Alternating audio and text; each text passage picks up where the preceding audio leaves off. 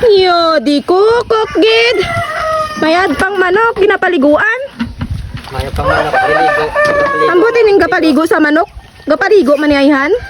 Grabe, habang busy kami sa pagluluto ang inyong taklong puro paligo lang sa manok ba? Buti pa yung manok naliligo, iwan ko ba kung naliligo din tong nagliligo ng manok? At dahil nga may inuto si mother kay Senyorita Duna, siya na lang yung pumalit dito sa pag-asikaso ng manok. At nung kumulo na nga yung gulay na niluluto ko, kumuha nga ako ng isang pirasong bagungon at tinry ito. Sinubukan ko nga ito kung malambot na ba? At dahil nga okay na yung lasa at malambot na rin yung bagungon, binakit ko na ang kaldero kay luto dumanto. At nung maluto na nga yung gulay, isinunod ko naman tong pagpapakulo ng tubig para nga ito sa pasta dahil magluluto ako ng spaghetti. At nilagyan ko nga lang ito ng konting mantika at asin. At pagkatapos isinalang ko na rin ito sa mahiwaga naming kalan. At bali kalahating kilo lang pala yung lulutuin ko na spaghetti. Pamaskwa ito pala kay mother nung December pa at hindi namin ito naluto nung New Year. At dahil nga magluluto ako ng bihon, pinaasikaso ko na kay Senyorita Dunanyo ang mga panakot sa mga bihon. At para nga maisunod ko na rin pagkatapos ko magluto ng spaghetti. At dahil nga mabilis lang naman lutuin ito.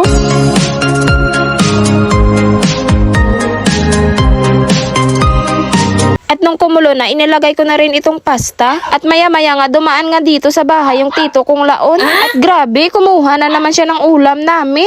Tingnan nyo naman yung kukunin niya, Parang ayaw niya kaming tirhan. Sabi niya nga, parang puro na lang daw bagungon. Kaya pala siguro dinamihan niya sa pagkuha. Daw puro na lang bagungon, ang gingkwa mo tiyo yaw. Binli man kami, bi. At nung maluto na nga yung pasta, sinala ko na rin ito. At habang nagluluto ako ng spaghetti, magsha-shoutout na naman tayo. Shoutout kay Sulit Di Mayo, baw isa lang kami ni Kabalay ka pina-shoutout pa ba daw kuging. Ate, happy ka na kay na shoutout ka na. Shoutout Carmel Rivers Villanueva Ligada from Aracan, Cotabato. And shoutout Jen Del Yomos from Liganis, Iloilo. Shoutout sa next mo na content, Lods from Barangay Wanesa, sabi ni Bombs Vlog Cover. Kay Verna de la Cruz Sukitran. Shoutout kay Amy Gelbao, Listeged, isa lang kami ka sityo. Sino ka pa shoutout pa ba? Charis.